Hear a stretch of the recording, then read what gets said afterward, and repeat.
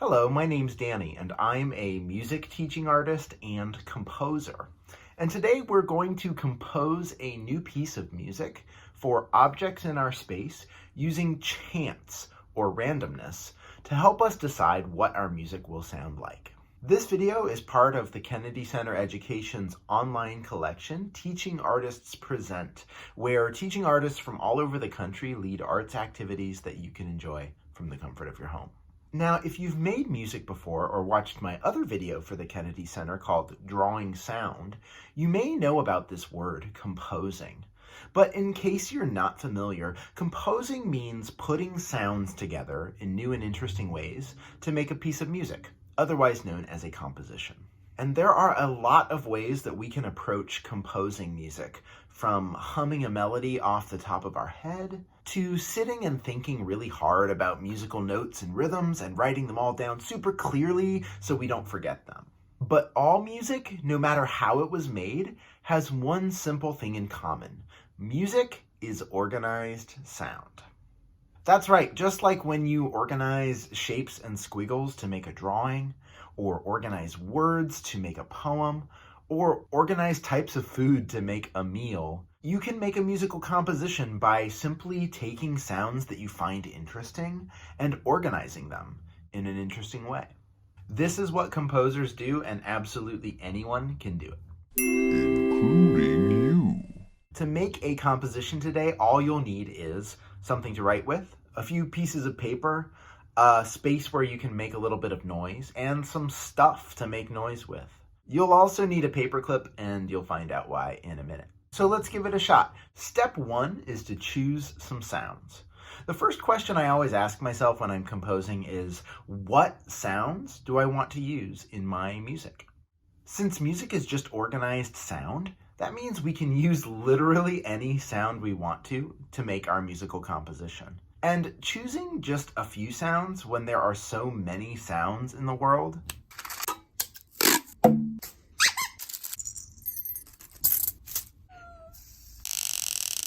can be a little overwhelming. So today, let's try looking for just 3 sounds to keep things simple. In your space, find an object that makes a high sound, a medium sound, and a low sound. Make sure that they're somewhat easy to play one after the other pretty quickly, perhaps by tapping with your finger or a pencil.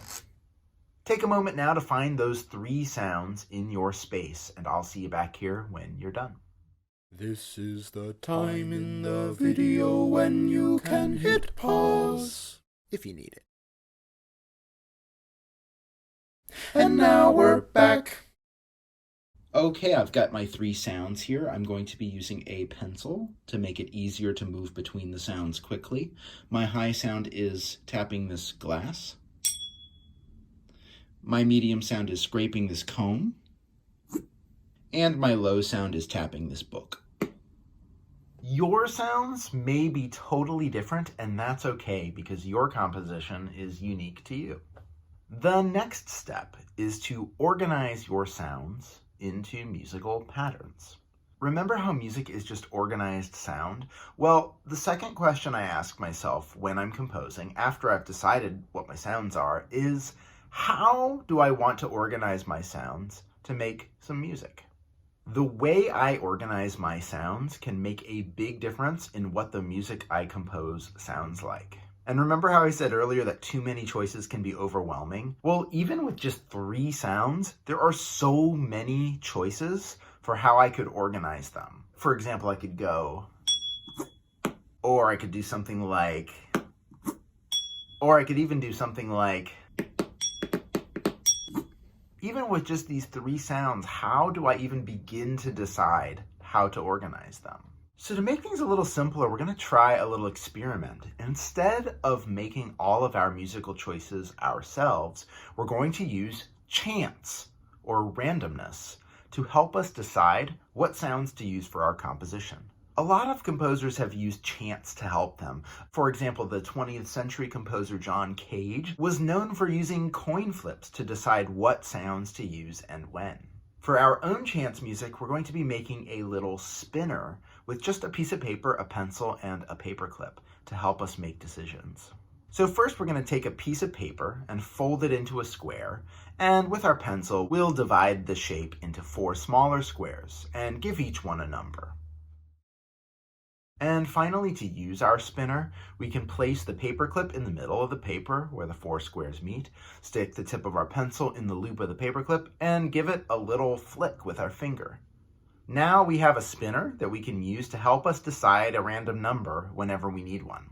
Okay, so again, our goal is to organize our sounds into a musical pattern, and we want to use chance to help us decide what sounds to use and when. How about we use those numbers on our spinner, and the number that we spin tells us which sound to write down. So if we spin a 1, we'll add an H on our composition, meaning we'll play our high sound.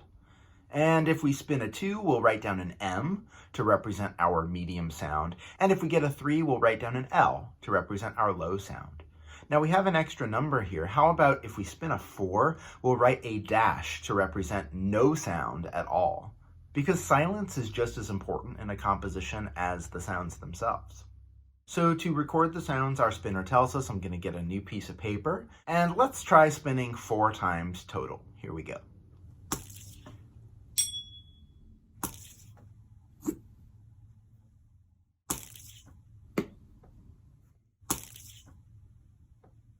Okay, so oddly enough, I got a 1, 2, 3, and 4. So my composition so far looks like this: a high sound, a medium sound, a low sound, and silence. Take a moment to spin your own spinner 4 times and add the sounds that you spin to your composition by writing them down. Remember, your composition will probably look different than mine, and that's a good thing. This is the time in the video when you can hit pause. And now we're back. Okay, so we've got 4 sounds that we've written down, and remember how I said we want to make a pattern? Well, I don't know about yours, but mine doesn't look like much of a pattern, does it? So I'm going to turn it into a pattern by repeating it. So now I have high, medium, low, silence, high, medium, low, silence.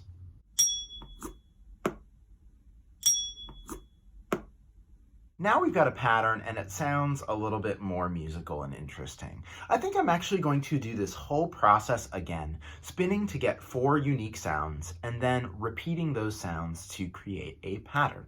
And here's what that looks like. I've got a whole new pattern made out of new sounds.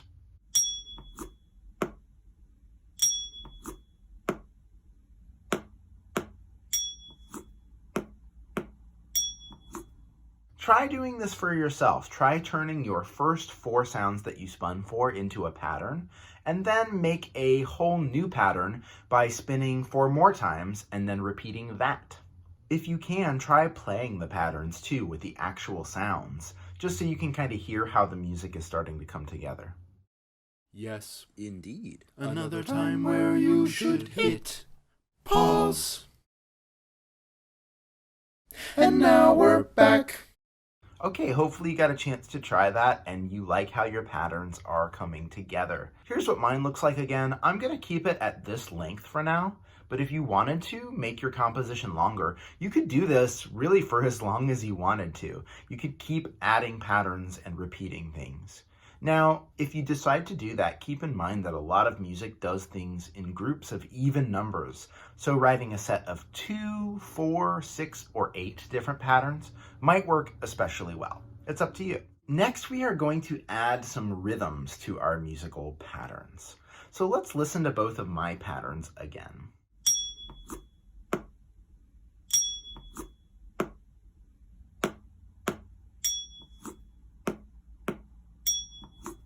Now this is sounding pretty good, but having one sound after another at the same speed over and over could get a little bit boring. If we mix up the rhythm or time in between sounds, we can make our composition a little bit more interesting.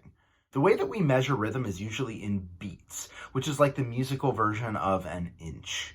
A beat can be as fast or slow as you want it to be, but the beats in a song are usually the same speed throughout. We can make our sounds longer by making them last more than 1 beat. So sounds that are 1 beat long might sound like this. 1, 1, 1, 1, 1. And sounds that are 2 beats long might sound like this. 1, 2, 1, 2, 1, 2, 1, 2. And sounds that are 4 beats long would be even more far apart, sounding like this. 1, 2, 3, 4, 1, 2, 3, 4. And notice how when I'm playing these long sounds, I'm kind of moving my hand a little bit between sounds because I'm actually counting the number of beats with my hand and in my head. So now that you have a sense of how rhythms work, let's use our spinner to decide how many beats long each of our sounds will be. So if we spin a 1, let's write a 1 down above our sound to show that it's 1 beat long. If we spin a 2, we'll write down a 2 to show that it's 2 beats long.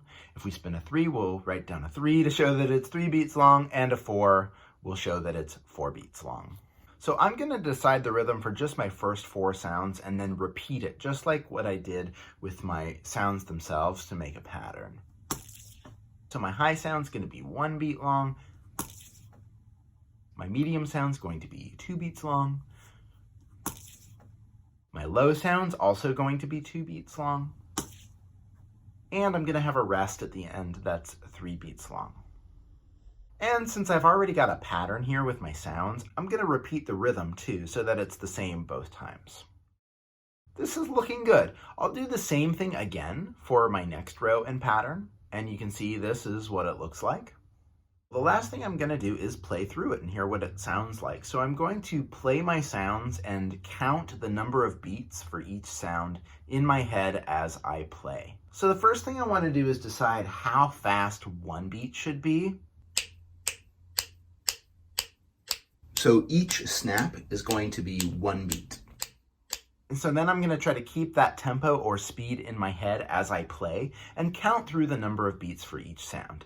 If counting beats in your head seems a little bit tricky, you can use a tool called a metronome by looking up this word online in a web browser. And a metronome can help keep the beat for you while you play. In fact, I'm going to turn on a metronome while I play so that you can hear the steady beat as it goes by. Wish me luck. Here we go.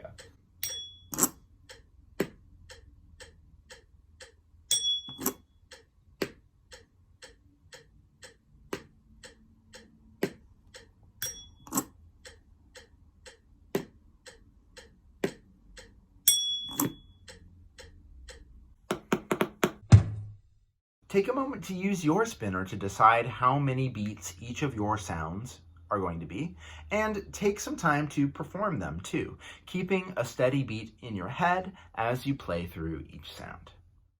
You guessed it. Another pause break. And now we're back. Congratulations, you have finished composing your first musical composition using chants. Your last step as a composer is to give your composition a title. Now, we can give our music whatever title we want, but since I've already decided so many things by chance, I'm going to try writing down 4 random words, and the first 2 words that I get on my spinner, I'm going to use to create my title. All right, so here are my random words. I spun and got the word donut and got the word galaxy. So my composition is going to be called Donut Galaxy. Not bad for a random title. Take a moment now to give your composition a title, either by thinking of something on your own, or you could use a spinner to pick 2 random words. This is another time in the video when you can hit. Go on, you've got to say it. Okay, sorry. Pause. And now we're back.